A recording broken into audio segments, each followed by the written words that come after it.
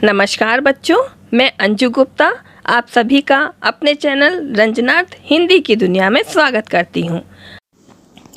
बच्चों, हमने आपकी पाठ्य पुस्तक रिमझिम के पाठ 5 जहाँ चाहा वहाँ रहा के पहले भाग में इला सच्चानी के जीवन व उनके संघर्षों के बारे में जाना था।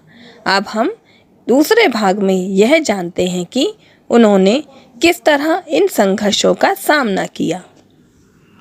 उसने वह सब अपने पैरों से करना सीखा जो हम हाथों से करते हैं।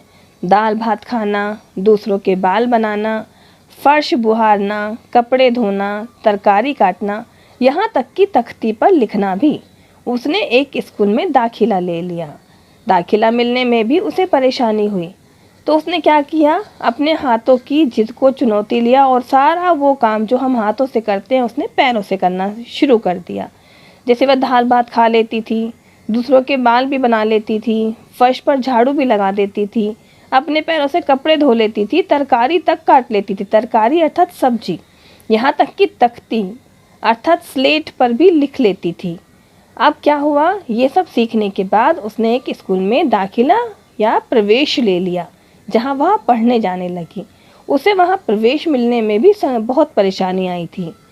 कहीं तो उसकी सुरक्षा को लेकर चिंता थी, कहीं उसके काम करने की गति को लेकर। किसी काम को तो वह इतनी फुर्ती से कर जाती थी कि देखने वाले दंग रह जाते, पर किसी किसी काम में थोड़ी बहुत परेशानी तो आती ही थी। वह परेशानियों के आगे घुटने टेकने वाली नहीं थी।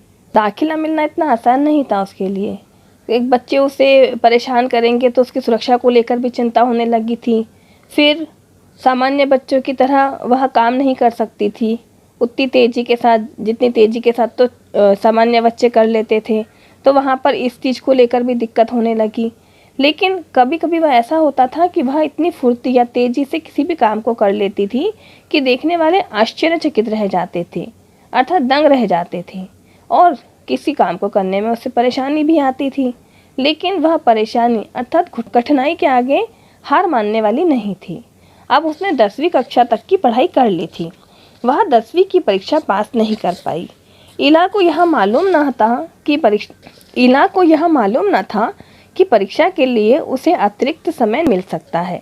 उसे ऐसे व्यक्ति की सुविधा भी मिल सकती थी जो परीक्षा में उसके लिए लिखने का काम कर सके।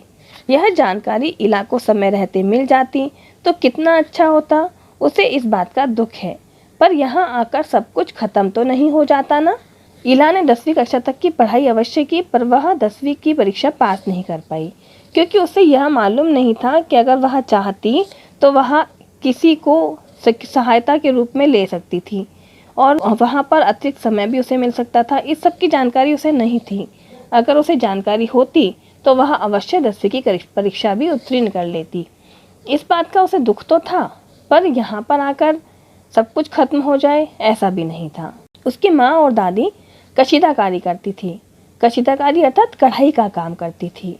वह उन्हें सुई में रेशम पिरोने से लेकर बूटियां उकेरते हुए देखती। न जाने कब उसने कशीदाकारी करने की ठान ली। यहाँ भी उसने अपने पैर से के अंगूठे का सहारा लिया। दोनों अंगूठों के बीच सुई थामकर कच्चा रेशम पिरोना कोई आसान काम नहीं था, पर कहते हैं ना, जहाँ चाहा वहाँ रहा। उसके विश्वास और धैर्य ने कुदरत को भी झुठला दिया। अब इला क्या थी, अपनी माँ को देखती थी और दादी को देखती थी कि वे कढ़ाई किस तरह से करती थी, तो उसने भी सोचा मैं भी इस काम को करूँगी। लेकिन सुई में धागा पिरोना इतना आसान काम नहीं था। इतना आसान ना होने के बाद भी उसने अपने पैरों के अंगूठों के सहारे इस काम को करना सीख लिया। कहते हैं जहाँ चाहा वहाँ रहा। अगर आप किसी काम को करना चाहते हैं तो उस काम को करने के लिए रास्ते अपने आप बनते चले जाते हैं। तो यहाँ पर उसके विश्वास और उसकी हिम्मत ने प्रकृति कुदरत को भी नीचा दिखा दिया। 15-16 साल की होते होते इला काठियावाड़ी कशीदाकारी में माहिर हो चुकी थी। किस वस्त्र पर किस तरह के नमूने लगाए जाएं, कौन से रंगों से नमूना खिल उठेगा और टाँके कौन से लगें, यह सब वह समझ गई थी। अब जब वो 15-16 साल की हुई तब तक उसे कढ़ाई के बारे में पूरी समझ आ गई थी कि किस वस्त्र पर किस तरह के डिज़ाइन बनाए जाने चाहिए, किस तरह के डिज़ाइन में कौन से रंग के धागे का उपयोग किया जाना चाहिए, किस वस्त्र पर कौन सा टाका किस धागे के साथ अच्छा लगेगा, यह सब वह समझ चुकी थी। एक समय ऐसा भी आया जब उसके द्वारा काढ़े गए परिधानों की प्रदर्शनी लगी। अब परिधानों में काठियावाड़ के साथ साथ लखनऊ और बंगाल भी झलक रहा था। इला ने काठियावाड़ी टाकों के साथ साथ और कई टाके भी इस्तेमाल किए थे। पत्तियों को चिकनकारी से सजाया था, डंडियों को कांथा से उभारा था, पशु पक्षियों की ज्यामितीय आकृतियों को कसूती और जंजीर से उठा रखा था। मतलब इला इतना अच्छा कशीदाकारी कढ़ाई का काम करने लग गई थी कि उसके बनाए गए वस्त्रों की एग्जीबिशन तक लगी। इस एग्जीबिशन में उसने काठियावाड़ के साथ साथ लखनऊ और बंगाल के एम्ब्रॉयडरी कशीदाकारी की झलक भी देखने को मिल रही थी। इला ने काठियावाड़ी टाकों के साथ साथ और भी बहुत सारे टाकों का इस्तेमाल किया था। जैसे उसने पत्तियों को चिकनकारी के टाके से सजाया था, डंडियों को कांथा कढ़ाई से उभारा था, यहाँ तक कि पशु पक्षियों की ज्यामितीय मतलब गणित की आकृतियों को कसूती और जंजीर से उठा रखा था। पारंपरिक डिजाइनों में यह नवीनता सभी को बहुत भाई। जब उसने प्रदर्शनी लगाई थी तो सभी को ये डिजाइन्स बहुत ही अच्छे लगे थे। इला के पाँव अब रुकते नहीं हैं।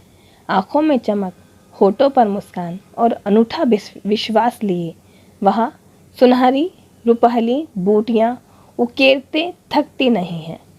अर्थात वह इतना अच्छा कढ़ाई का काम करने लग गई है कि अब उसके पाँव भी थकते नहीं हैं। जैसे हमारे हाथ नहीं थकते हैं ना, वैसे ही उसके पाँव भी नहीं थकते हैं अब। और उसकी आंखों में अब चमक आ गई है, हमेशा हंसती रहती है और विश्वास से तो वह भरी हुई है। और इस सब के साथ वह सुनहरे रुपहले बूटियाँ उकेरते जाती है अर्थात बनाते चली जाती है और थकती नहीं है। तो ऐसी है इला सचानी की कहानी, जो हम सबके लिए प्रेरणा का स्रोत है।